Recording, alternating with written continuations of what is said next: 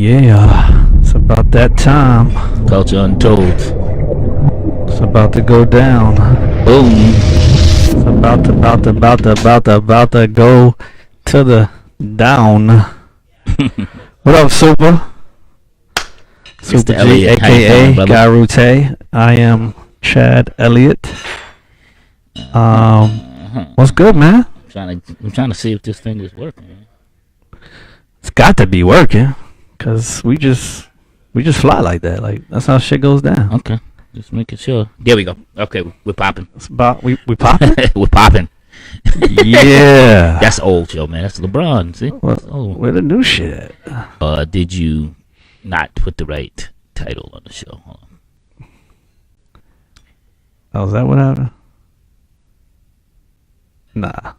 That's old show, man. That's what I thought. Okay. I don't know where the new shit at, but Hey, it's on mine, so it's cool. Alright. Danny, There it is. what up, Danny? Boom. Okay, here we go. We're here. Yeah, again, let's try that again. Super boom. G, aka Guy Rute, and I am Chad Elliott, aka CEO. Dr. Seuss. Yeah, Dr. Seuss and all that old school shit. So it's good, man. We back. I'm glad to be back. It's Thursday. It's Thursday. It's August 9th, huh? August 9th. We doing it big, man. We got a great show lined up. I saw you got your hair cut up neat. Oh yeah, I did get a haircut. You know Yeah, no cap today. No cap today. No. I didn't get mine cut, so I'm rocking fresh. my Richmond Hood Staten hat. No doubt. Cause I rep the borough. And I see you got on your red. Yeah, know, my red. I know you ain't throwing nothing up, so. You are of hip hop. This is actually more orangey or red. Nah, man. I'm old school New York before the Bloods and Crips got here. No doubt. There was gangs though. Like that's always people always like to act like New York didn't have gangs. Yeah, we had gangs. Yeah, for sure. We got a special guest today, which is kind of dope, and I'm super happy. Yeah, Chad came in there all happy, bouncing around. Yeah. As I should be, as I should be. So on the show today we have a longtime friend, CEO, president, executive, High exalted mystic ruler of high exalted mystic ruler, all around incredible individual, man. I'm looking forward to bringing him in and talking with him. In the street they call him Wah. But the government name is Joaquin Dean. Yo, let me tell you something. I think I met Wah back in 2005 or something like that when we was working on the DMX deal. Up until today, I didn't know his name was Joaquin. Until you said that, I was like, Oh man, I'm like, who's Joaquin? He said, Wah. Like, oh, hilarious. Like the way you were spelling it, like Joaquin Phoenix. Like, oh wow, okay. Yeah, so we got Wah on the show today, and we're gonna bring him in soon. I'm actually excited about that. Yeah, man, it's Got lots gonna to be talk about. It's gonna be dope. You got some Talk other about culture. talk about culture. I would say they Rough Rider brand is probably one of the biggest hip hop franchises of all time. Without question. It's Yeah. not even like Without it's question. not debatable. Rough Riders. Yeah, not debatable. Double R. So, Responsible for some of the greatest hip hop moments, yeah, for sure. ever. Yeah. I know there's some other things you want to talk about real quick too, so I'll let you go ahead. Okay. And, Well, Yeah. today, first of all, today is Book Lovers Day, and I'm a big book lover. I have I read a lot. I'm an avid reader, and I'm actually wanted to shout out my man Mark Lamont Hill and Uncle Bobby's bookstore, which is in Philly.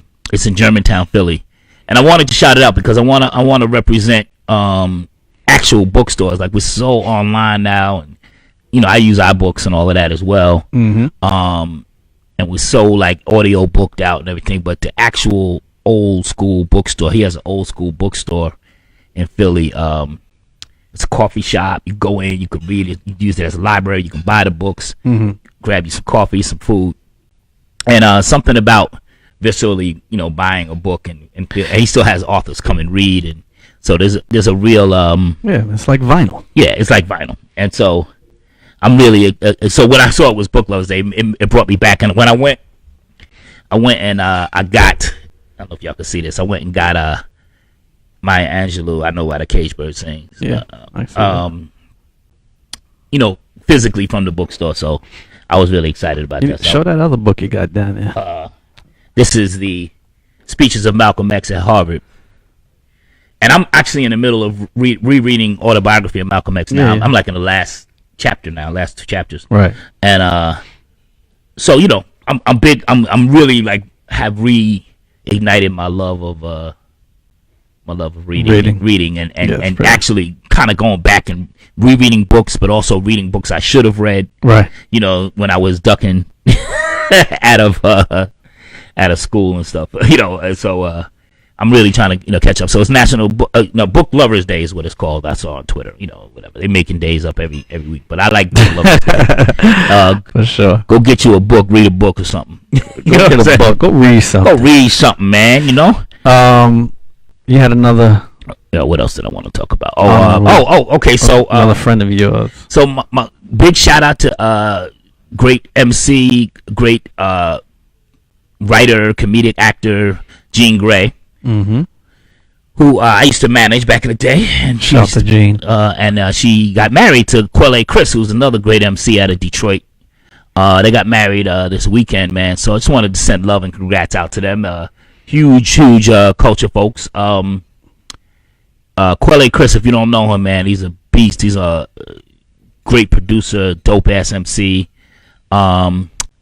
And Jean Grey is like, you know, she doesn't even need no introduction. She's so amazing. They did an and I'm sorry I'm unprepared here, so give me a second, but they did an album recently together. Mm-hmm. Oh, it's called Everybody's Fine, and it's out right now on all the streaming platforms, and you could buy it as well. So you should check out Everybody's Fine. Jean Grey and Quelle Chris, okay, beasting on the mic. You know what I'm saying? Really going hard. And also Jean's doing a bunch of she does a bunch of sketch comedy stuff, and and she has a lot going on. If you just Google her, you'll find out where she is. She does a lot of stuff at the Bell House in Brooklyn. She does a lot of stuff at Union Hall. Mm-hmm. A lot of her and John Hodgman, great comedian, have a talk show together, a live talk show. So she does a bunch of great stuff as well outside of the rap world. But she's I worked with her when we did tours together and a bunch of stuff. Yeah, we worked together from about 2009 to about 2013. So we had a good run. So shout to them, Shout. A somber but joyful shout to I don't know why we do this as black people, but we celebrate people's death day. But Sean Price, man, the great Sean Price, Brooklyn's own Brooklyn BK, stand up. Yeah. Passed away 3 years ago on yesterday, August 8th. I remember getting the calls, and Sean was a friend of mine, as well as one of the best MCs. Great MC. Oh my God! And we did tour. I was telling Chad earlier that we toured the world together. Because I was managed Pharaoh Monch, and they did a lot of shows together around the world, and we became really good friends. We did Chile together. We did Cologne, Germany, and all through Germany, Europe, London, Amsterdam, Oslo, Norway, shit like that. And we just became tight, man. And we started we used to hang and check out music and work on stuff together. And it was just a shock. 42 years old that he passed away. And so I wanted to send Sean some love. And for those of you that may not be totally aware of who Sean Price is, I wanted to play one of my favorite joints from Sean. It's called Figure 4, and just the fact that he opens up the record with Botswana just blows my mind. so let's check out Figure 4, Sean Price, the late great Sean Price.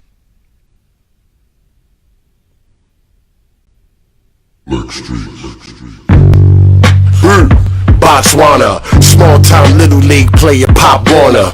Rock corners with hot blocks that's drug infested. Supply suppliers, my money say thug invested. No disrespect to Duck Down Records. After this go round, a nigga looking for the exit. Peace. Sincerely Pyrex Pot Sean. Cut it and spit it on alright.com. The vet earner of stripes, the sked burner. Tears in my eyes when thinking the Hex murder. What up, Hex? I don't parlay with the crew, nigga. I don't wale with the new niggas. Hardcore rap and Mary J. Blige records. The guard gon' snap, I'm waving the 5 reckless. Sean Price, the best rapper in Brownsville. Don't know me, by the time this song done, you clowns will. Hurt something, nigga. Know what I mean? Fuck out of here. Grown man rap, nigga. Get my son to fuck one of y'all young rappers up. Word to mother. Fuck out of here. What up, Eli? Ah, where was I? Oh yes, Sean Carter is nice, but Sean Price is the best. Sean gone, no Sean Dawn. Sean is a Dawn, I don't wear Sean John. Army suit, Blackberry brandy is Long Johns. Matching cheese Tims, you separate weed stems.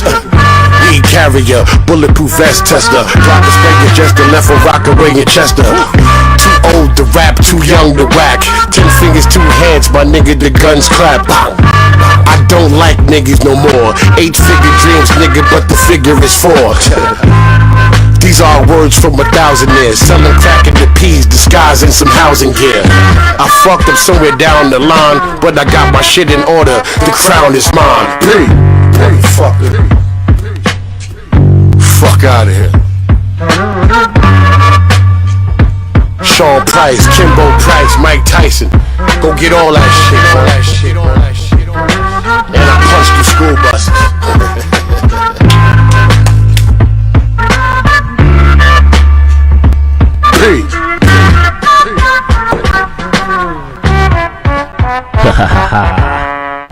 Yeah. Where was I? Yes, Sean Carter is nice, but Sean Price is the best. Bow. I love me some Sean Price. Boy, go ahead and stand up. One of the lines he has in there is about Hex murder. He said, "Tears in my eyes when thinking of Hex murder." Hex murder is a long time Detroit hip hop legend, manager, Black Milk, Elzai. We used to all be on the road together.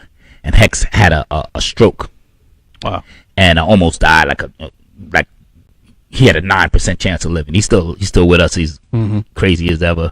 He's he's wheelchair bound, but hilarious. But he did that song maybe 5 days after Hex was in a stroke. So gotcha. When he says tears in my eyes, I'm thinking of Hex murder. What up, Hex? And the other line that made me laugh is he says, "Sean is the Don, I don't wear Sean John." And I just happen to have a Sean John shirt on. He would have clowned me so hard for that. That's right, because I'm going to clown you for it later. Hey, man. Puff. Shout out to Puff. You don't hear me shout out Puff often. And I'm not going to really. I'm going to shout out to Puff. Let's just don't go any further. For making shirts big there. enough. Making sure it's big enough for me. That's it. That's the only shout out. Oh shit. But yeah, man. Rest easy to the late great Sean Price. Sean P. Yeah. Let's get to why, man. What we doing, man? Alright, so I mean this guy needs no introduction. But let's give him one anyway. Let's give him one. I did my spiel of him. You give what you. Hey, listen, man. First of all, like I said, the Rough Riders as a team is one of the teams that we all aspire to be coming up. Like wow, this is a great squad. I know you was down with them, Chad, but I was like from afar.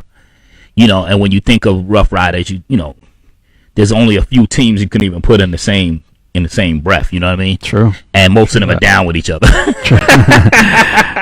And good fact. But it's more than just a record label. It's a movement that they have, and we'll talk a while about this stuff. But everything around it was just really amazing.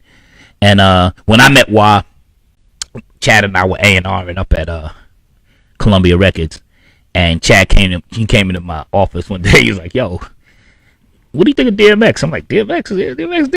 He's like, "Yo, I think we might have a chance to get D over here." And I was like, "Let's do it." We had to go talk to the big higher ups and everything. And when we finally brought Y, it was the first time I met him. And what I loved about him is, immediately he embraced me because I came through you. So he immediately and he fucked with me. Like he gave me like real love. It was I know I'm from the hood too. I know real love. I know fake business love. He gave me like real, like what I mean. Yeah. And every time I saw him, he'd be like, "Yo, what's up? How you?" And he gave me, and I was like happy because I was like such a fan of the Rough Riders. I was happy to be, to be honorary, and Right. and we he was always there, really clear, Yeah, understood business, understood what he wanted, for sure. and Very clear. was able to articulate it in a way that I think is necessary to be successful in Yeah. this game. Well, with that said, Yes. it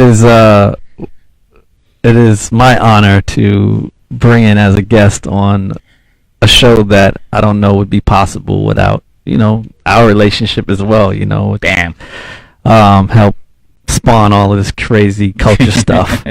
But without any further ado, we want to bring in our friend Joaquin Dean. What up, Why? Yo, what's up? What's up? What's up? Yeah. What up, Wah? What's the culture? How's everything, brother? What's happening with you? What's going on, Chad? The big mentor, the big soldier. All is good. All is good. All is good, man. We happy to have you. I'm blessed to be here with y'all, man. It's beautiful. So you know what? I'm gonna let Guy. Huh? I'm gonna let Guy kind of start because I know what I'm gonna talk to you about, but I want Guy to go ahead and Well, because he knows I got all these yeah. What made you guys just start from the beginning? What made you guys get into hip hop? What made you get into the business? How did it work? Well, it's basically work from trying to get out of the street. You know what I'm saying? We was always in the street hustling, getting money, doing our thing. We grew up in, multiple hoods uptown in Philly, Connecticut, DC, Philly. So we was like kids that was pretty much orphanages and shit. You know what I'm saying? We was like in and out of jail. But we was in Mount Vernon, New York, where it set it off at. And we grew up with Heavy D and with Puffy. We had some time with them in Mount Vernon. And we used to, hustle out there, do our thing. And we were seeing, we see Heavy D and Puffy and them pulling up in these, these Range Rovers and all that at the Shabazz restaurant. So I caught Heavy D one day at the Shabazz restaurant at the payphone where we was selling work. Head jumped out with 2 white cars, 1 Range, 1 Benz. He said, I said, yo, Head, what up? He said, what's up? I said, yo, Head, I'm trying to get on. What's going on? What can we do? He said, listen, nigga, I ain't gonna promise you nothing or guarantee you nothing. I said, okay, I can eat that. He said, make hits. He said, get an artist you believe in, make hits, and the industry come to you. I said, that's it? He said, that's it. And that's how the whole conversation started about getting in the music industry. Nice. At the Shabazz restaurant in Mount Vernon. So I was standing with my man Tiny, my man Tip, and my man Tiny, I'm like, yo, Tip, we need a rap artist right now. We need to get out of these streets. We throwing bricks at the penitentiary. We need to get the fuck up out of here. So he said, I got DMX. I got my man from Yonkers, DMX cassette in my pocket right now. At that time, we had like a Burberry 300 Nissan 3X. I don't know if y'all remember those. Yep. Of course. So I'm like, pop that shit in. So we popped it in as a cassette, and it was dope. He was dissing everybody in Yonkers. So I said, okay, I like this nigga already. And so I'm like, yo, take me to go see him. So we went to Locust Hill. Rest was history from that part. We went and met him at the Hill. My man pulled up. I asked him, I was in the passenger seat. I said, yo, where DMX at? He had a hoodie on. He said, who won him? I said, my man wants you. So my man looked out the window, whatever. He was like, oh. And then I just told him I was trying to get into business. I wanted to do some business with him. And he was like, yeah, a lot of niggas want to do business with me, but nobody keep their word. I said, yo, listen, where we come from, all we got is our word. You know what I'm saying? So that's how I started in Locust Hill, Yonkers, New York. And then from there, we start hitting the studio, starting that process. And then, my pops knew Puffy and everything. So it was a good look with that. Puffy turned me on to Chad. Puffy was, I don't know if he was ready to deal with the elements that we was dealing with. We knew Puffy, but we didn't really work. You know, my brother knew him. We was like passing through in the hood. But we didn't know him like that. But my pops grew up with his pops. They were partners. They were our best friends in Patterson Projects. Okay. And I went, you know, met Puff and all that. You know, he was doing his thing. He was having his way, and it was all gravy. So, you know, I met him. I told him, yeah, listen, I need some producers. I need to get in the game. And so he was busy doing him. So I was like, all right, cool. Give me somebody to work with. You know what I'm saying? I want to work with somebody. Give me somebody. If you can't work with me on a producer song. At that time, he gave me Chad's number. So he was like, take my man Chad. He in Jersey. He running that whole Jodeci shit. He making all the hits. That's the nigga you need to fuck with. So I said, all right, I'm gonna fuck with this nigga Chad. So I called Chad. Chad picked it up. He was like, yo, what up? I'm like, yo, Jack, we gotta meet. I'm wired. Puff told me you the nigga, you know what I'm saying? I need to see to get in the game. So I said, all right, cool. Chad said, all right, meet me on the bridge on George Washington. That's where we met. So we met on the bridge because he was in Jersey. Yeah, I was in Teaneck. He was over there on that side somewhere, Fort Lee. So he came over the bridge. We talked, we chopped it up. The rest was history. He hit me with my first hit, Born Loser. He gave me a lot of game, you know what I'm saying? He taught me and walked me through the process. As I was straightly out of the street, nobody was really schooling me to the game. The L, I come in his house every day, and he's like, this nigga don't stop. He's like, pressure on me. So, hey, wow. Chad's my first original OG. Oh, man, that's incredible. He started me in this game. Scott just called me an OG. I love it. He mentored me through a lot of the process, and I just kept going and grinding. He was telling me that ain't it, this ain't it. You know, I was like, oh, okay, you know, rejection is your protection. You know what I'm saying? And he was protecting me by making me work hard. You know what I'm saying? Yeah, no doubt. Hurry to keep it. And so, you know, I got a journey with y'all, man. It's a beautiful thing. I can go on and on and on and on. Well, let me ask you this though. So our show is called Culture Untold, and it's just that. And it's really about some of the intricacies and stories that most people don't really get to know, which is, you know, stuff you're talking about now about you and I and our relationship. But do you remember our first time in the studio with X? Which song we was working on? We had just started on Born Loser, but we were working at Variety Studios, and that was the first time you met Charles. Yeah, that you going back. I don't even remember that joint, man. Yeah. Yeah. So, and that was when X was Charles Alexander, engineer. Charles Alexander, oh man, yeah. They used to always call him Chuck. That was Charles to the table. I forgot Charles was your man. That's right. That's right. Charles Alexander went on to mix, you know, most of Jodeci albums. Oh, okay. And a lot of Puff records and. Yeah, a big engineer. Yeah, became a really big engineer. But walk us through the process a little bit.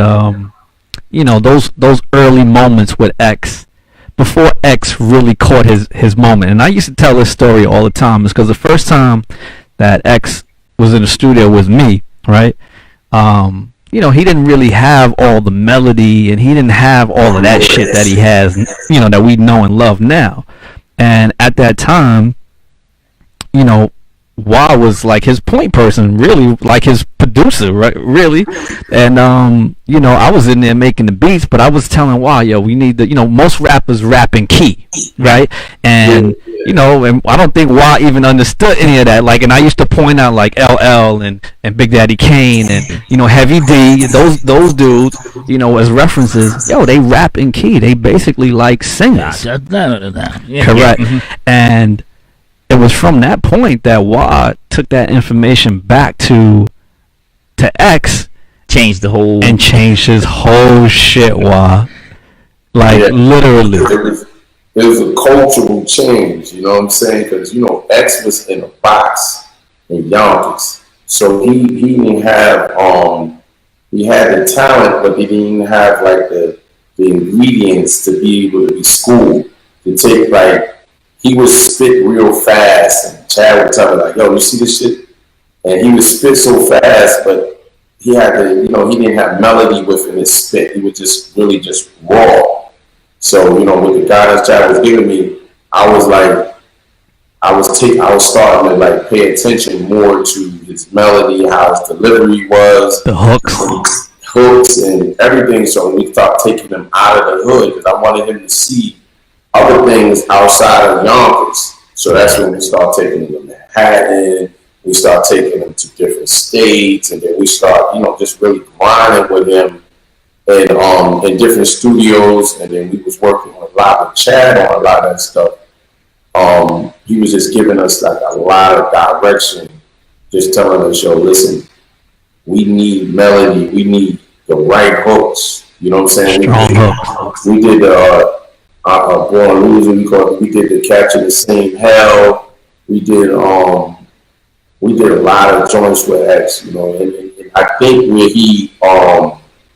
where he got his final blessing from really understanding how his flows was going is we used to take X to a lot of street battles. Yeah, he always had to battle, and then we would tell him, "Yo, maybe like you just spitting fast, like you gotta do your thing." So he was listening. X was kind of hard headed. He do what he want, but he would listen. And so when we took him to that battle in the Bronx, when we got that phone call from Original Flavors, from your man Dame Dash and them, for that battle with DMX and Jay-Z. That's what I wanted to hear about. That opened the door for X to actually see the whole format of flow changing and melodies and all that. But he was already on it like that because Chad already told us we was already on that shit. But he got to battle the nigga Jay, and Jay was on that type of shit. Yeah. You know what I'm saying? So that melody flow and all that. And then when we did that battle, we sent X. X was in B-Mode. Because we used to be out on that side. He was in the stash house in B-Mode. We got the phone call. And it was like, Dame Norman was like, "Yo, we got the illest nigga from Brooklyn."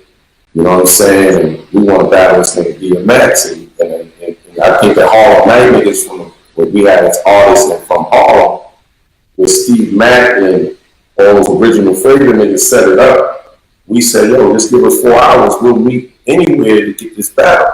You know what I'm saying? Just bring money too. We like, whatever, give a fuck what it was, right?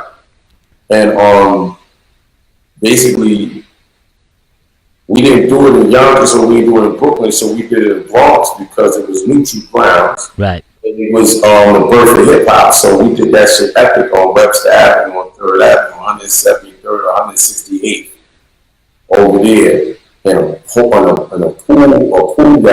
in a pool hall. Mm-hmm. And X came in, we sent for him, he came out of the stash house for 4 hours, and they battled. The shit was so packed that we had to get on the pool tables to let them battle. You know what I'm saying? This shit was hard. And we used to tell them like, "Nigga, you better, you gotta talk to these niggas, man." Remember, I tell them if L would tell me, "Yo, you better talk to me." I'm new to this shit, but I'm like getting my information from L. I'm like, "Yo, Chad, man, walk me through this." So he walked me through it. He was giving me a lot of information. X started to X got on a table battling Jay, and Jay was doing the melody flows and all that shit. So that kind of opened up how he talked to you and all that. Jay was talking all that fly shit, and he wasn't rushing his rhymes. That was the day that he really figured out how to play how to get in super tuned with his melody and what L was telling me about. Here's what's crazy, Wah. Here's what's crazy though. What's crazy is that not knowing what I was doing with X, right? Right. That information is the same information that was given to Jay-Z. Right. From me and Jaz-O. Right. So me and Jaz-O was giving Jay-Z information, and we prepping X at the same time, and don't even really realize what's about to happen. Where is the footage, man? I keep seeing little clips here and there. Who got the battle? Where that? You holding out on? And then the rumor is, tell me if this is true. The rumor is that Big L was taping. Is that true? It was a lot of niggas. Well, we shut down the taping shit because that niggas ain't taken out. Our shit wasn't fully published, so we was like, we had the room. Niggas was filming. They caught a bit of it. Yeah. Then it was like, yo, y'all gotta shut all that shit down. Okay.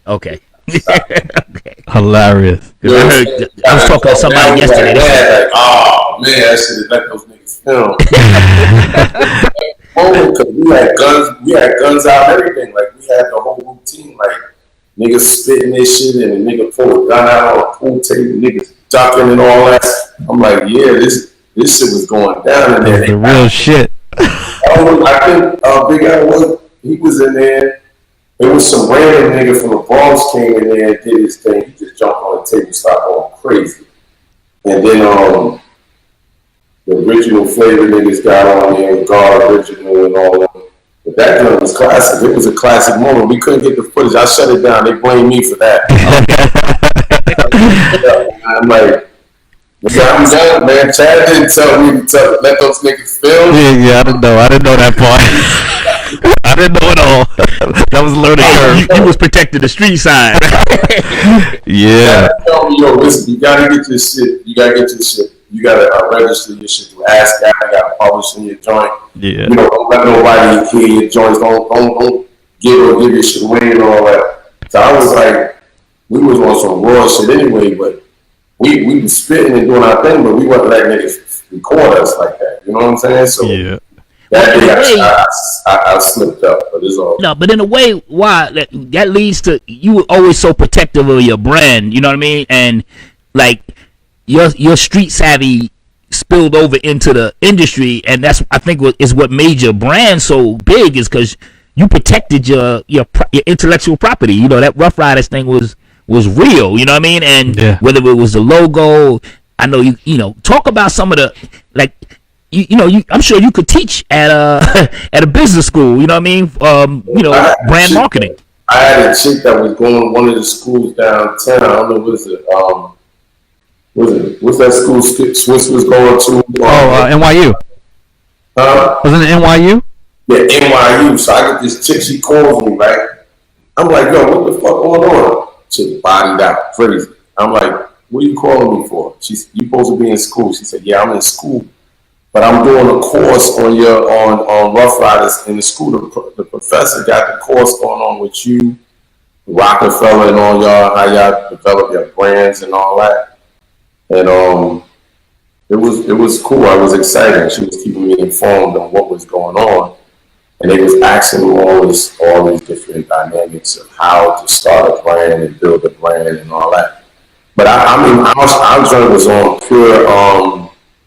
We just took the streets into the music industry. We took a lot of losses in the process of it because we was learning, we was earning our keep while we was learning. While you were learning, yeah. You know what I'm saying? So we took, we had entourages and everything that they told us, don't do this. We was like, fuck that. We doing it.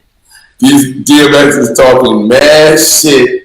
And these niggas, we didn't have internet. So, you know what I'm saying? We had to prove ourselves. We had to go to every hood and make niggas believe it. So, right. We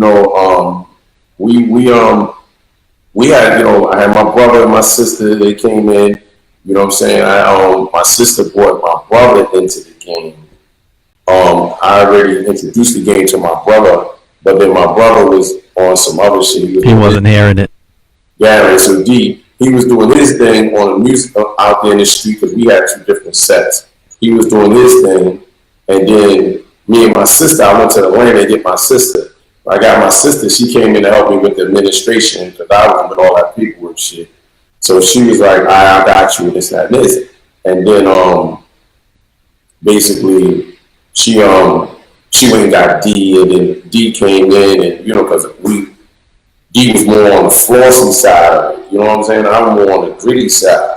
So a lot of niggas was like kind of like L right to test like these niggas don't like. Yo, why you aggressive? Like, what I'm saying? I got all the bits and shit. I'm on my dirty, grimy DMX shit. You know what I'm saying?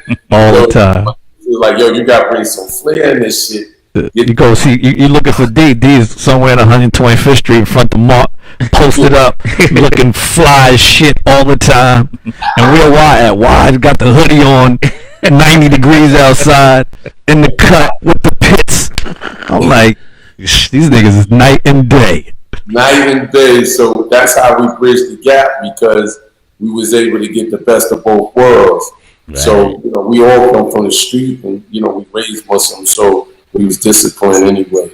So at the end of the day, we just really, to build the brand, it was just good timing. Really, we took 12 years to develop what we had. We started with 87, 88. We started like getting into the groove of things. We had our ups and downs. We had deals that we did with Columbia Rough House over there. Joe the Butcher. The Schwartz and the boys over there. We got the single deal with them for the Born Loser for Chad. Chad put us in our game with the first single. Right. We got our first deal. I think that's where the Fugees was. The Fugees was in it was in Philly. They were signed to Rough House Columbia. So Def was over there too. So Def, Jermaine was there first. Right. Joe the Butcher. Chris Cross. Yeah, absolutely. So we went over there. So we was. I think that like building a brand is a journey. You know what I'm saying? Like it's basically having faith in what you're doing. But we got the single. Thanks, Chad, for giving us the single. We had the single. We pushed that single out. We had a 9-month deal. We pushed that out. That deal had it was expired. Then we went into we just went into a new situation. But as far as building a brand, it's a lot of angles to building a brand. It's really you have to have a dope logo. You know what I'm saying? Man. Logo. Iconic logo, the Rough Riders logo. You gotta go get the logo situation. You gotta have a good team. It's nothing you can do if you don't have a good team. You gotta have dope. And sometimes you don't even have all, but you gotta have a dope producer. You gotta have dope A&Rs. You have to have you gotta have your core team. Artists gotta be super dope. And if y'all gotta be in the same mind frame of building something that's bigger than yourself, right? So a brand pretty much when you go out, you pretty much have like all these different moving parts that actually everybody plays a role, and then when everybody's playing a role. You'll be able to, for the same cause, you'll be able to build your brand. You make sure you don't have no wicked ass lawyers that's trying to scam you from your money and all that shit, and your wicked, all that. So you gotta get dope people and get good recommendations and stuff to support you. But building a brand is just making sure that you got all your ducks in a row. You know what I'm saying? Have all your ducks in a row, and sometimes they don't all be in a row, but getting the right people to build with you. Yeah. That's real important for you to build your brand when you pick a good team. Yo, what talk about, I'm getting a lot of questions right now about Swizz. Talk about your relationship with Swizz and how he came into the fold and how things changed when Swizz got in it. Swizz was a baby when I got him, right, Chad? I got him as a baby. Yeah, 13, 14. 13.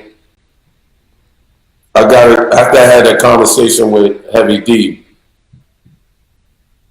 when started the process, my grandmother calls me, rest in peace, grandma, since she passed.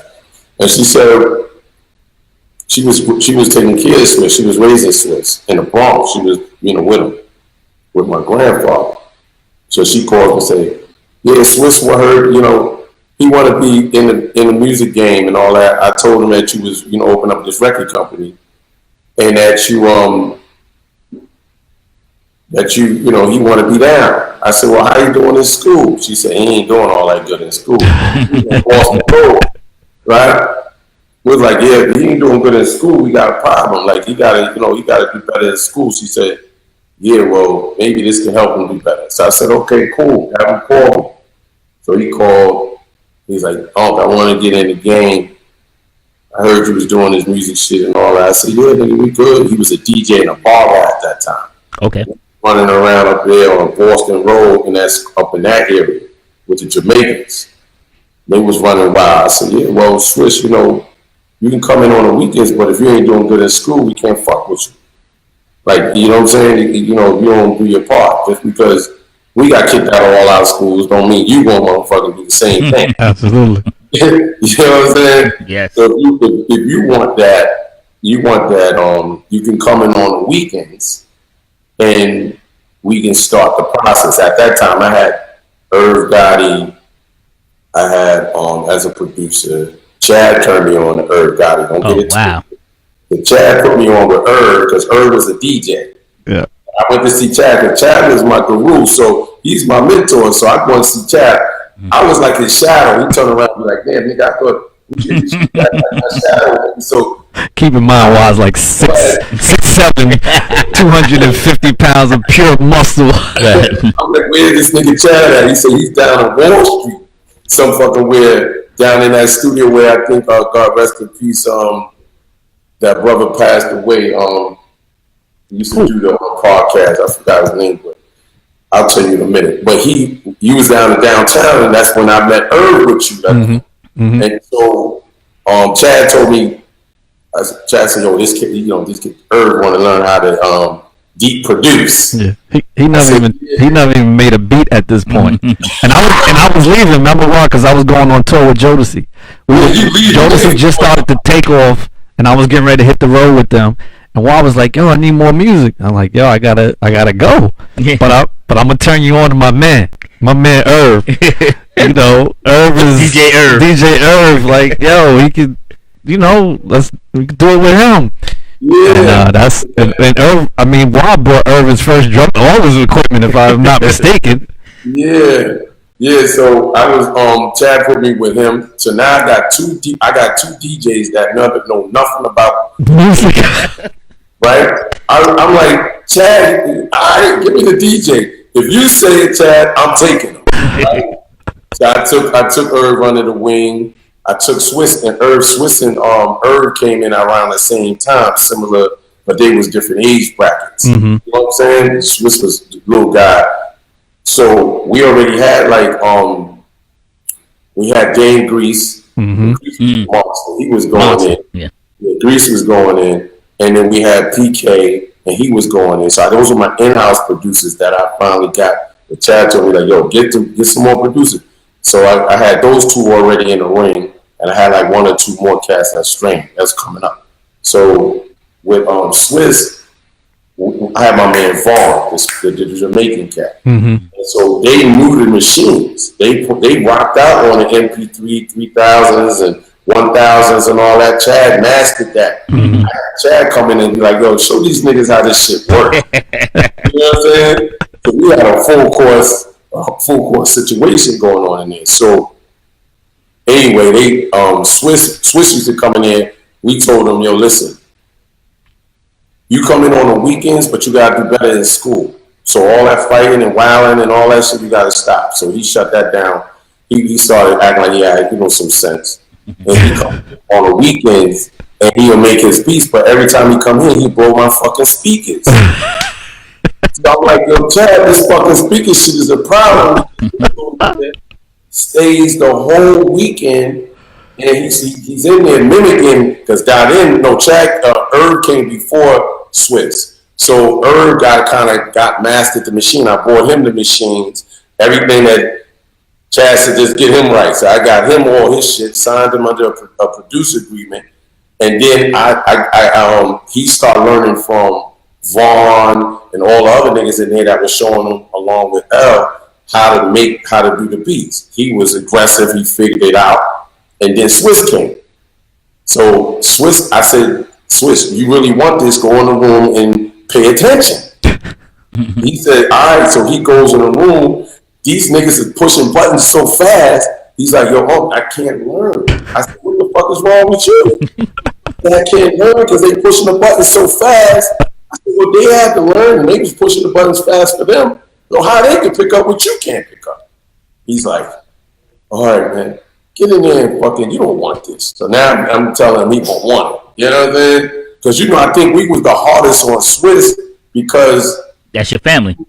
Yeah, he's family, and then we wasn't giving niggas no breaks anyway. Mm-hmm. So we make Swiss like, Chad was giving us hell anyway, so we giving everybody else hell. Like, well, fuck it. Y'all niggas ain't making hot enough music. Y'all melodies is off. I sound like a super producer again. Yeah. These niggas like, this nigga know what he talking about. He's troubleshooting all my shit. These niggas is talking this different language in here. So much so, I get it. I'm home one day. The doorbell rings. It's Waz Swiss at the door, and Waz like, "Yo, take him. I'll be back. I'll be back to get him." And he left him there. The Swiss stayed with me. I don't know, maybe 3-4 days, and we just, you know, I taught him the machine, and I still have 3.5-inch floppy discs of beats that Swiss made. Still to this day. We should go check them. There might be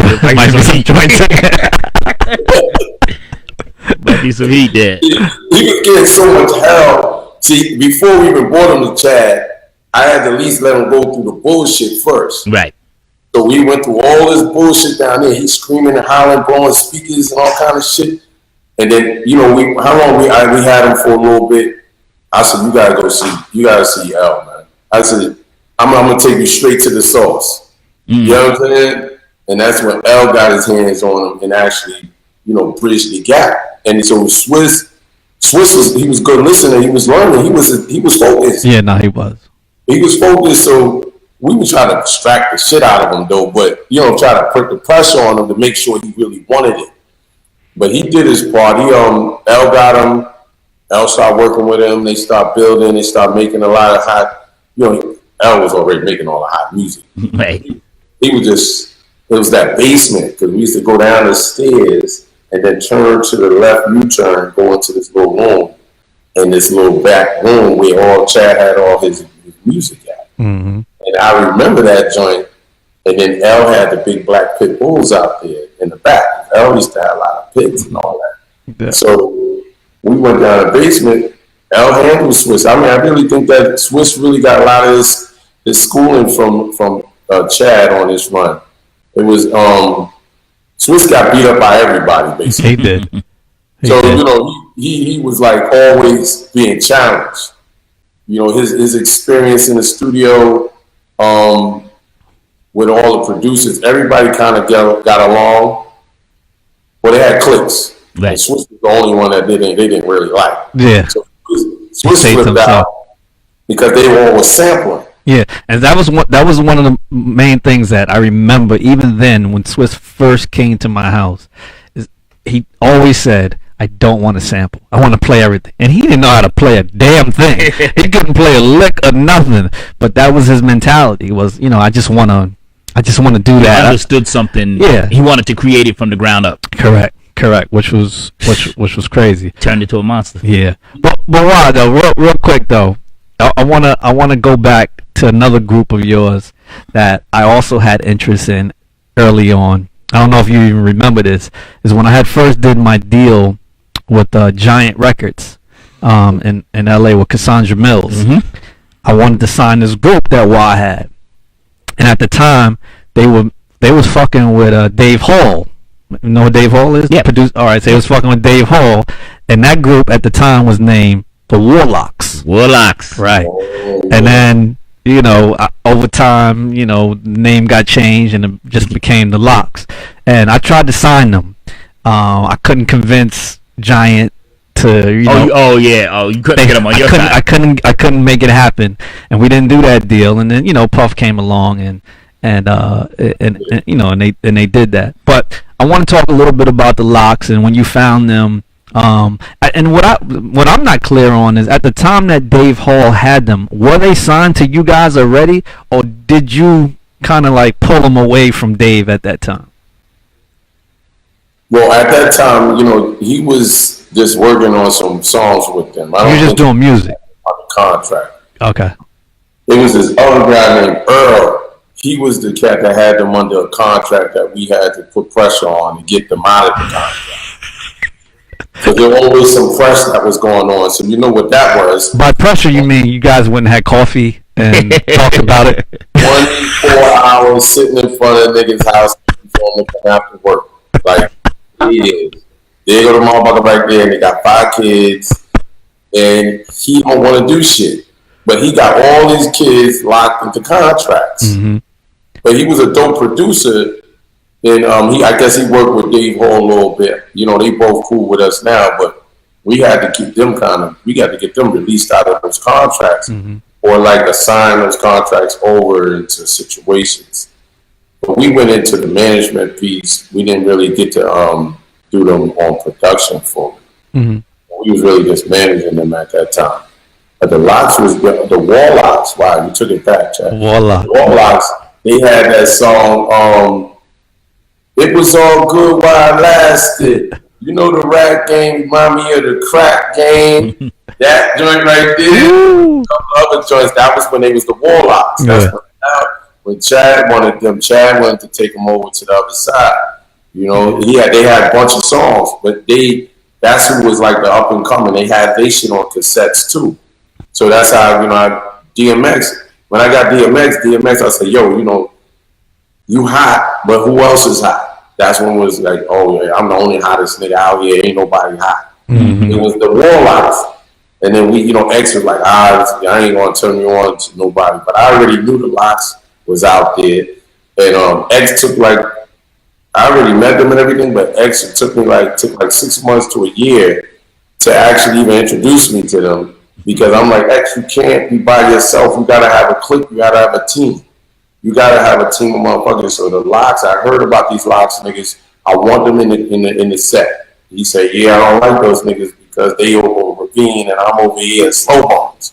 I said, yeah, all that y'all can shit. Y'all niggas need to bullshit. That bullshit. Let's get this money. Let's go out here and have some fun. So long story short, X introduced me to Lox on some level, but I already was introduced already. We went to Jack the Rapper. I did the Jack the Rapper with them. We met, they performed down there at Jack the Rapper in Atlanta. We did I was taking them everywhere. I went to Philly. I was running everywhere with those cats. But the Lox was Jada, you had Jada in there, you had Sheik. Styles was locked up. He came home. Okay. He was only really 2 of them that I was working with. Mm-hmm. At what point was it that you decided to take him to Puff and sign him to Bad Boy? Well, see, at that time, my brother D got in the group. He was coming in. You know what I'm saying? He had a better rapport with Puff, and so he went down there, and I think Big and all of them was doing their thing.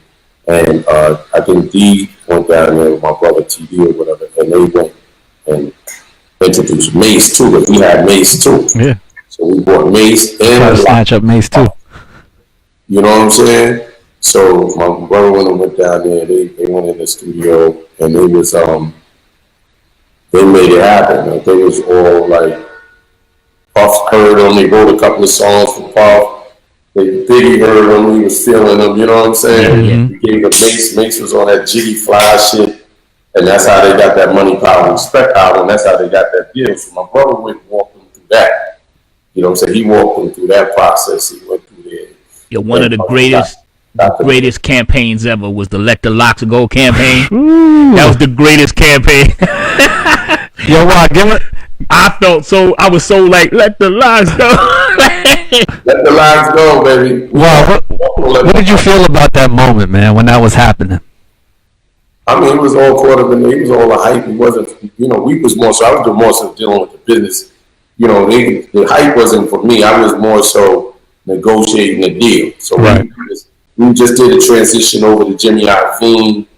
Shout out to Puff. Puff gave us a green light. Puffy, we was in Def Jam first, and then Def Jam was swamped with a lot of other artists and companies. So independent companies, Murder Inc., all these other companies over there. So we went and still had our deal with X did, but then we went over to Jimmy. Jimmy wanted to do work with us, and then Puff gave us, he called Puff, and Puff said, yeah, they family. So we went over there and did that deal. So we brought the lots over because we brought the lots to Puffy. Mm-hmm. So we we bought, we need to get the locks up out of that deal. So it cost us a couple of M's to get them out of that deal. Transferred them over to Jimmy, and that's how we got the whole situation for the locks. How resistant was Puff at the time, though?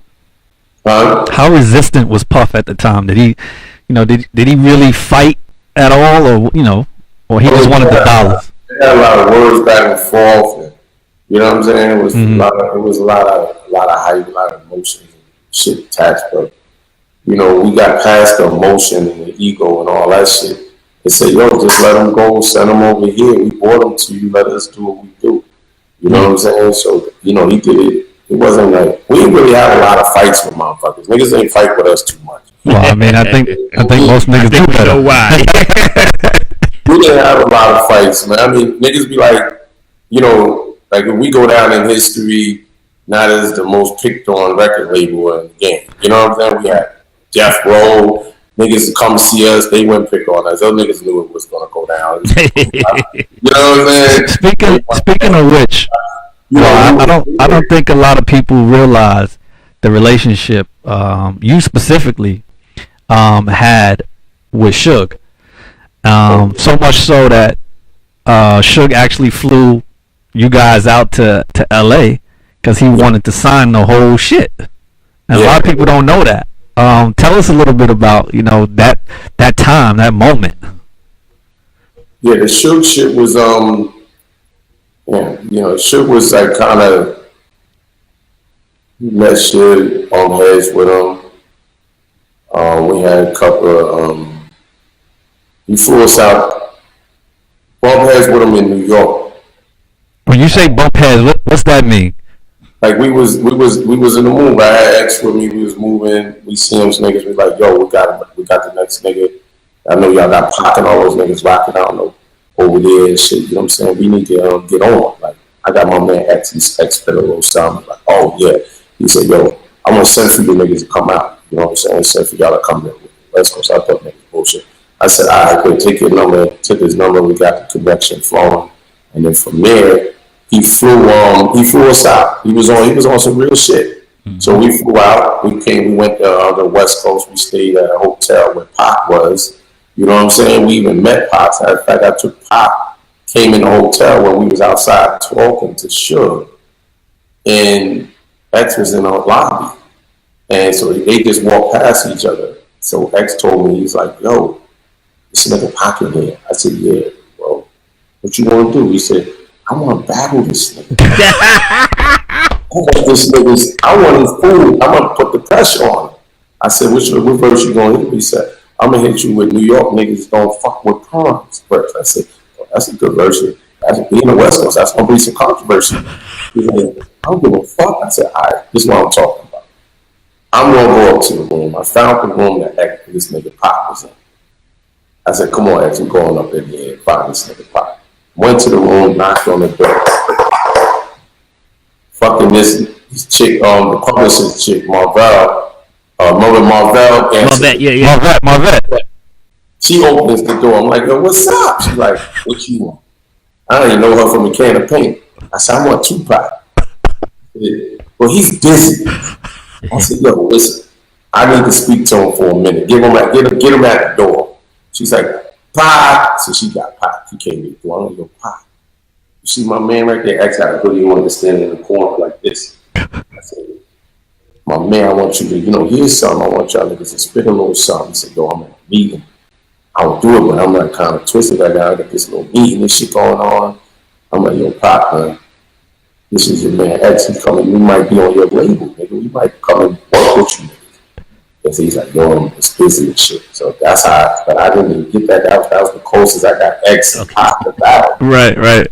I was mad because I didn't get to pull it off. That would have been epic. But the balls to go knock on niggas' door like, yo, You tell Pop to come to tell Pop to come to the door. My man X want to battle him. Oh man. So I did that. We did that joint, and so we went to see Dr. Dre in the studio. Dr. Dre was good. He was feeling X went and spit a whole lot of shit. Snoop Dogg, those niggas came through for a little bit. We got the contract. We was negotiating the contract. The contract wasn't up to our standards. Now, was the contract for X or was the contract for Rough Riders? There's a Rough Rider. It was like a joint venture deal. There's a Rough Rider contract, and X is under Rough Rider. Gotcha. Okay. So the deal wasn't where Suge wanted to have it a death row thing. It wasn't about really us. It's really about us being signed under them. So we didn't even go for that. We were like, yo, God, I'm glad you didn't sign that deal, man. We can't. We can't sign a deal like that. I said, yo, I got producers. Dre wanted to produce the whole album, all this shit. Be like, that ain't gonna happen. Like, Dre's gonna do a couple of joints. Right. We gonna collab the names. It's all gonna be officially equal. And it didn't play out. You know what I'm saying? So we kind of let it fly. Suge didn't, he didn't get on no vanilla ice shit. Right. All right, y'all niggas good. We good. We kind of was supportive to we was trying to keep niggas out of trouble. We was holding niggas down from the east and the west when they was having that beef and shit. You know what I'm saying? We knew niggas on both sides. Right. So we was kind of like shadowing that whole situation, kind of like refereeing from the back end, but it was all good though. Definitely. Go ahead. Well, yeah, I wanted to talk about Eve because that was a big moment for the Rough Riders crew, and she was huge. How did that come about? And were you guys still working? Was Eve still with you when she worked with Dre? Was she with me? Because she was with me. I'm saying I didn't mean that. I didn't mean she was with me like that. I mean, we had a brief encounter. Oh man. This dude. A very, very brief encounter. Yeah, but how did Eve get down with the crew? Oh, so basically we was already flying high. We had tons of music out. X was bubbling, Lox was bubbling, the whole family was in it. It was all great timing. We had we know we was missing a female at the end of the day, so Jimmy Iovine recommended the whole Eve situation. Okay, cool. He was like, yeah, well, y'all can get Eve from Dre because we already had our producers working on Eve's album. I just flew out there to see Eve because we was working on her album with Dr. Dre. Mm-hmm. Oh, okay, she was signed to Dre. Right. I didn't even realize that. Yeah, Even Destruction. Yeah. Right. Yeah. We was working on the Aftermath project, and I took Dame Grease out there to work on her project. We knocked out a couple of songs. She was dope. She was on it. We liked her, but she was, kind of like a little miserable in that situation. They was having their ups and downs. That's when Dre wasn't going. He wasn't on top at that time. He was regrouping. Trying to rebuild the situation stable and all that. Right. And then, Jimmy was like, well, fuck it. He called right after that and said, yo, what about Eve? And my brother and all of them was like, well, what about her? I'm like, we work with her. She seemed like she's gritty. She's from Philly. She got a little something with her. We got some songs. We played some songs. Like, yeah, she sounds good. Sent her to New York. We sent her to New York. We had a battle, the whole crew. You know what I'm saying? Battle, drag for hours, battle. Every battle we had in the building. Like, battle everybody. Battle everybody. The whole battle, test and shit. And we're like, yeah, we good with her. X had to, handle her after that. And after she got through all the other motherfuckers. Yes. And then after that, that's how that went down. We started making music with her. You know, Sky's the Limit, the first lady of Rough Riders kicked in. Man, that was dope. Yeah, she was amazing, man. She did amazing. It was perfect for the franchise, you know. So one thing I wanted to talk about, because a lot of sometimes people don't know the cross of it. When we was out in the I want to say, was it the All-Star game or something in Houston, and X was performing, and about 1,000 motorcycle dudes rolled up, with the rough. I said, he said, yeah, they got a motorcycle crew, and I had no idea that was going down and how big it was and how well they traveled. These cats was coming from New Orleans. They was coming from all. I'm like, yo, they got all. It was the whole parking lot was full. Yeah. Of motorcycle crew. And he said, yeah, nah. He said, you know why I got the motorcycle? I was like, yo, you got to talk to me about that, man. Oh, so you got the bike chapters is Rough Rider Lifestyles. You know what I'm saying? We have over 300 to 500 chapters worldwide. Woo. And we're brotherhood and sisterhood. Basically, you got family all over the world. You know, probably got a Rough Rider living next door to you right now. Right. Lawyers, doctors, police officers, police officers, dentists, cookers, all kind of shit, man. So we started from the streets. It started from a stunt team. It was the street team. The bike chapters was a street team for the music. How genius was that at that time? They was promoting, and you had to be a stunner, and Willie, you had to stunt to be on a Rough Rider stunt team. And then we used to give them all kind of product, and they go city to city, and they battle niggas, and they do the whole show, and promote the music and the artists and so on and so forth. Fuck everybody bitches, and start all kind of dumb shit. And that's how we started off with them.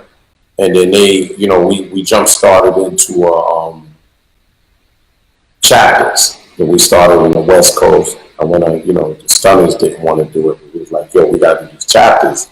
The Stunners was like, yo, you can't really on one wheel. You can't be a Rough Rider. Okay. And that's when we had Wink and all those niggas. They was like, yo, fuck that.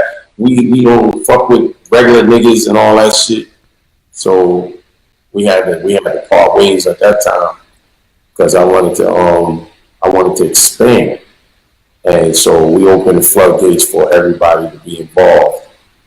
So we opened in the West Coast, Chicago, South, went to city to city. I went to like 13 cities, but the crazy shit is when I went to the cities, I had put my own money up, but I had told my brothers, and I was like, yo, listen, you wanna get with this bike shit, because I'm about to invest in this shit, because I want to, we need to open this shit up full-fledged, because we had the Rough Rider anthem out there, and was feeling it, and nobody really wanted to do it. So I went to every city. I was like, I recruited a lot of niggas. I went to city, and I was giving niggas money to set up shop. So I set up about 10 cities. I probably spent like $400,000 or $500,000 that week, but like that month, just on something like, yo, here, y'all niggas want to be Rough Riders, and I go to a local nigga I know, or somebody put me. I said, y'all want these niggas in Chicago, and they put me with one or two niggas. I said, whatever you do this. Here, here goes some money. Set up shop. Get these best. Order this. Da da da. I need y'all niggas to represent. Show me your hood. And I go in their hood, and they show me all the grittiest shit in their hood. I said, yeah, this is what I'm looking for. I want the hood right now. So that's how I set up in the city. I spent about like $500,000. My brother seen it. Check with me. He's like, yo, this nigga motherfucking crazy. He's spending money, getting money away. What is this nigga? I'm like, nigga, it's my money. Nigga, I give my money away. You ain't want to do this shit. 20 years later, 25 years later, we thousand members. How you think we can chill like we chilling? We don't have to be in the music industry to make money. We already expand to different shit. You know what I'm saying? So now that's how the Rough Rider lifestyle is just basically growing. It's like its own living organ. You know what I'm saying? Yeah. It's like the urban Harley Davidson of 2018. On super high hydrogen. You know what I'm saying? It's real serious out there. Like, we got people from all walks of life, man. It's crazy. It really is. It's sick out there, man. It's so sick, man. You'll be like, wow. So we looking to we do a lot of charitable work with the members. You know, everybody got to do charitable stuff, and we in the streets, still in the streets. I tell them we only one hit away from taking the game back. That's right. Well, let me ask you, man. So what's next now for Rough Riders? What's the future of Rough Riders looking like? So the future is basically we're going to empower a lot of the chapters to go out there, and we got our own Rough Rider radio station. So all chapters will have their own radio station. We're empowering them with their own distribution, digital ringtone, physical. We're going to be doing a lot of charitable work. So, you know what I'm saying, things that we're already doing, but we're going to do it as a united front. So we're doing a curriculum. So it's more community-based stuff going on now. We're doing a lot of curriculum stuff. We're going to do the curriculum stuff for Start the Yankees, the Rough Riders. We are the community program, the community watch program. That's like how we police our own community. We're going to start getting like more like the guardian angels and shit. You know what I'm saying? Wow. A little bit more. We already doing that, but we're going to get a little bit more in depth with that. We're looking to do a tour, you know what I'm saying, coming back 2019. We already killed the Barclays Center recently. We got the big Live Nation deal, so they want that. We're just waiting for the dog to hit the ground again. And then once he comes, then we're going to be looking to do that. We're going to go after the Live Nation tour for 2019. We're also working on some films, some movies, some books, and so on and so forth. Are we getting a Rough Rider movie or documentary or something going soon?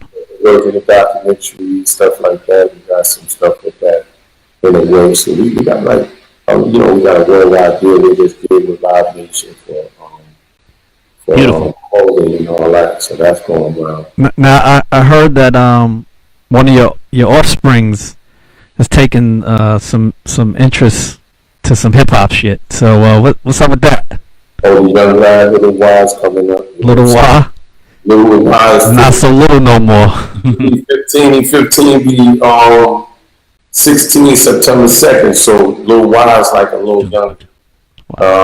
I started him at 4.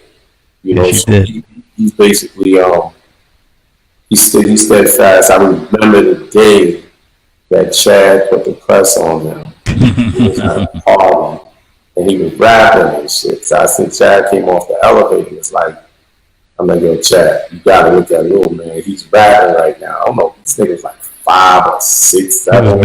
Yeah. And Chad put the press on him. I said, yo, cause he was a kid party. Mm-hmm. So he's like looking around and shit at the elevator, like, I wanna go play. I said, listen, your Uncle Chad here, nigga, you need to spit. He's like, oh. So Chad said, all right, let me hear something. Chad, when he got in his he started to spit. He's like, all right, he started getting his mode. Chad got in his face this close and, all right, come on, let's stop. Got low, put the pressure on him. I was at his grill like this. Like, I'm like, I hope he can get through this shit because Chad put pressure. So that was the first time I seen him like under pressure. No pressure. He was like spitting and all that. Absolutely. So nigga focus. Yeah, he was. You know, we got that footage, right? That night. Oh, yeah? He performed, I think, that night for the kids. He did, that's right. He did, because it was Swiss's, it was KJ's birthday party or something. Yeah, that's right. Start acting crazy in there. So Little Wise, the next wave, he's going to be, we call him Young Riders. We got this shit called Young Riders, Little Wise, Next Generation, Rough Riders, Double R. Oh, so dope. Little Wise doing the thing. He got a lot of songs. So like the last 2 years with Little Wise, I told him, I said, yo, I'm not going to do you no blessing because when I first started with you, I was having this ghostwriting for you when you was a baby. I said, now you gotta learn, you gotta know engineering, you gotta know how to produce, you gotta write your own shit. That's right. I said, I can't fuck with you for the next 2-3 years. It's not gonna go well for my mentors to say, I got niggas ghostwriting for you. And it's a problem, right? So I left him in the studio for about 2 years and he started developing himself, finding his lane, finding himself. So look Little Wild up at Little Wild. And Instagram and all that, you'll see the young lad showing his nice. Absolutely. And he performed in Brooklyn, did good in Brooklyn last weekend. Okay. Brooklyn hard to please, man, but Brooklyn is hard to please. he got some love out there. So little man is look out for him, man. He got a joint called 20K that's hot. He got a lot of fucking songs, man, and he feels that he has what it takes to make it happen. So he got a lot of songs. So Well, he's definitely got the look, and he's got the charisma. yeah, he's 6'2", He's 6'2". 15. Yeah. He's chick magnet. You know what I'm Yeah, saying? he's definitely a chick magnet. That. We just trying to get him through school. You know, I mean, it's more so 2 more years in school. I'm like, and everybody like, yo, why he ain't been on this? I said, yo, listen, he gotta get finished school. We gotta get his schoolwork done. I want that over with. You know, he gotta graduate. So we're gonna do that. We got about 18 months before that happened. And then that's, you know, you're gonna get to see Little Wild. So we're gonna start working with him soon. Okay, dope. So, And, how's X? Yeah, how is X? X is good. X, I'll probably go see X. I was supposed to see him this weekend. I was in VA. He's in West Virginia right now. I was supposed to go see him, but my forms didn't process through properly. So this week I probably go out the following week, this week or the following week to see him. But X want to get out. That's basically all he wants. He's trying to get out in September or January. Hopefully, you know, he can get out soon. If not, then January is his final deadline. So he'll be home no later than January. So we'll be looking at that 2019 Rough Rider tour for sure. Oh, well, they don't want to go live until he get on the ground. So, you know, once we get him on ground, we want to go live for April, May, summer of 2019. Okay. Yeah. We'll send X our best, man. Tell him we said peace, man. We pulling for him, you know? Definitely, wow. And thank you again, man. Yo, I can't even. I mean, look, man. Anytime for you, Chad. Don't worry about it. We do it for you for the love, man. That's all we can do, man. God, thanks for both of y'all having me, and I'm here. You know what I'm saying? Only a phone call away, we can do the dance. Oh, listen. Whenever I got a question, we're gonna pull you in just so we can, you know, get the real answers immediately. Yes. Yeah. Call me when you need some pressure. I get the pressure. I just been leaning back, just raising kids right now, but I'm ready to. You got my Rough Rider vest behind me. You see? Yeah, no doubt. I'm ready to ride at any given time. You know what I gotta do, and I haven't done it, and it's probably crazy for me to even say I'm gonna do it. But the one thing I have not done yet is gotten my double R tattoo yet. Right? So here's what I'm thinking about doing. All right, and I'm gonna do it live for the show too. Is that I'm not gonna do it unless you and your brother sanction it, number one, and are there at the very start of me getting my tattoo. Oh, we gotta get the dope tattooers though. They gotta make it right. Oh, absolutely. It could be any tattoo artist that see. That's what you see. You see? Yeah. First one. This is the one with Chad. I started with Chad. Yeah. Yeah, I got the